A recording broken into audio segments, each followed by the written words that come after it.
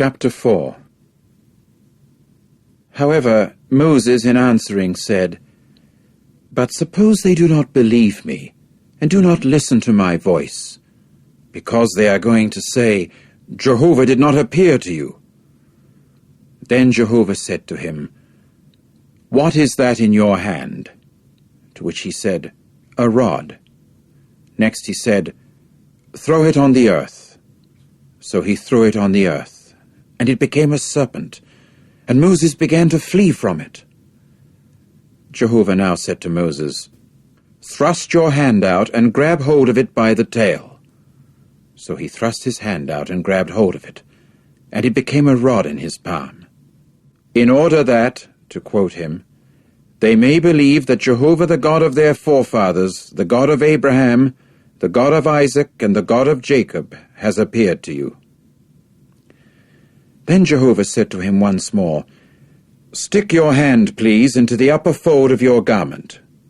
So he stuck his hand into the upper fold of his garment. When he drew it out, why, here his hand was stricken with leprosy like snow. After that he said, "Return your hand into the upper fold of your garment." So he returned his hand into the upper fold of his garment. When he drew it out of the upper fold of his garment, why, here it was restored like the rest of his flesh. And it must occur that, to quote him, if they will not believe you, and will not listen to the voice of the first sign, then they will certainly believe the voice of the later sign. Still, it must occur that if they will not believe even these two signs, and will not listen to your voice, then you will have to take some water from the Nile River and pour it out on the dry land, and the water that you will take from the Nile River will certainly become, yes, it will indeed become blood on the dry land." Moses now said to Jehovah, "Excuse me, Jehovah, but I am not a fluent speaker, neither since yesterday nor since before that, nor since your speaking to your servant, for I am slow of mouth and slow of tongue." At that Jehovah said to him, "Who appointed a mouth for man? Or who appoints the speechless, or the deaf, or the clear-sighted, or the blind? Is it not I, Jehovah? So now go, and I myself shall prove to be with your mouth, and I will teach you what you ought to say." But he said, "Excuse me, Jehovah, but send, please, by the hand of the one whom you are going to send." Then Jehovah's anger grew hot against Moses, and he said, "Is not Aaron the Levite your brother? I do know that he can really speak.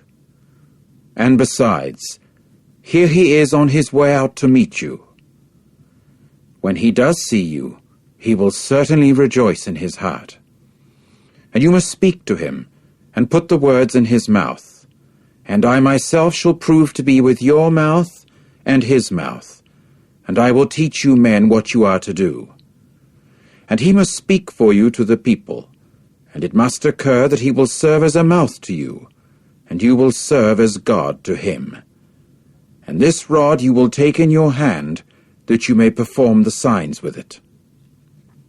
Accordingly Moses went and returned to Jethro his father-in-law, and said to him, "I want to go, please, and return to my brothers who are in Egypt, that I may see whether they are still alive." So Jethro said to Moses, "Go in peace."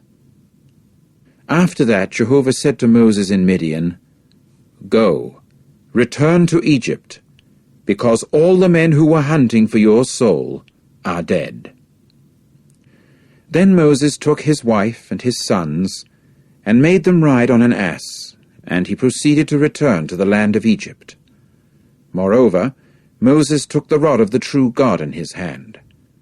And Jehovah went on to say to Moses, "After you have gone and returned to Egypt, see that you men actually perform all the miracles that I have put in your hand before Pharaoh. As for me, I shall let his heart become obstinate, and he will not send the people away. And you must say to Pharaoh, This is what Jehovah has said. Israel is my son, my firstborn. And I say to you, send my son away, that he may serve me. But should you refuse to send him away, here I am killing your son, your firstborn. Now it came about on the road at the lodging place that Jehovah got to meet him, and kept looking for a way to put him to death. Finally Zipporah took a flint and cut off her son's foreskin, and caused it to touch his feet, and said, It is because you are a bridegroom of blood to me. Consequently he let go of him. At that time she said, A bridegroom of blood, because of the circumcision. Then Jehovah said to Aaron, Go to meet Moses into the wilderness. With that he went, and met him in the mountain of the true God, and kissed him. And Moses proceeded to tell Aaron all the words of Jehovah, who had sent him, and all the signs that he had commanded him to do. After that, Moses and Aaron went and gathered all the older men of the sons of Israel. Then Aaron spoke all the words that Jehovah had spoken to Moses, and he performed the signs unto the eyes of the people. At this the people believed. When they heard that Jehovah had turned his attention to the sons of Israel, and that he had seen their affliction, then they bowed down and prostrated themselves.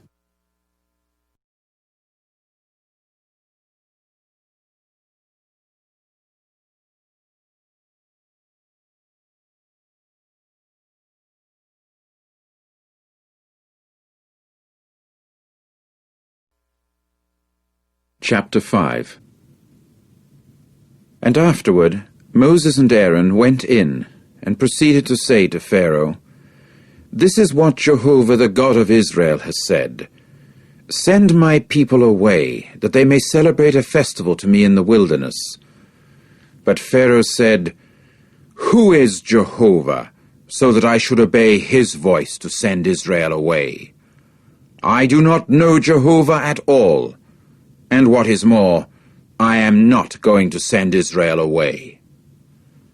However, they went on to say, The God of the Hebrews has come in touch with us.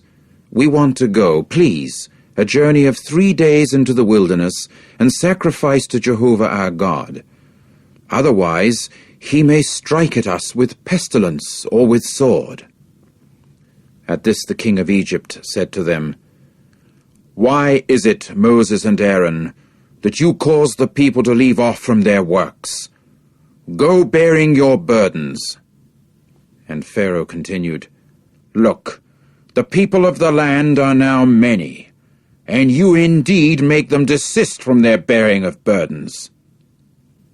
Immediately on that day, Pharaoh commanded those who drove the people to work and their officers, saying, You must not gather straw to give to the people to make bricks as formerly. Let them themselves go and gather straw for themselves. Moreover, the required amount of bricks that they were making formerly, you will further impose upon them. You must not make any reduction for them, because they are relaxing. That is why they are crying out, saying, We want to go. We want to sacrifice to our God. Let the service be heavy upon the men, and let them work at it, and let them not pay attention to false words. So those who drove the people to work and their officers went out and said to the people, Here is what Pharaoh has said. I am giving you no more straw. You yourselves go. Get straw for yourselves wherever you may find it, because there is to be no reducing of your services one bit. Consequently, the people scattered about over all the land of Egypt to gather stubble for straw. And those who drove them to work kept urging them, saying, Finish your works, each one his work, day for day, just as when straw was available. Later on, the officers of the sons of Israel, whom Pharaoh's taskmasters had set over them, were beaten, these saying, Why is it you did not finish your prescribed task in making bricks as formerly, both yesterday and today?"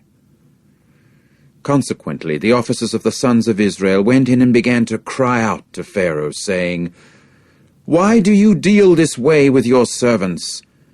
There is no straw given to your servants, and yet they are saying to us, 'Make bricks,' and here your servants are beaten, whereas your own people are at fault."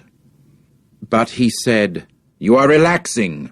You are relaxing. That is why you are saying, 'We want to go, we want to sacrifice to Jehovah.'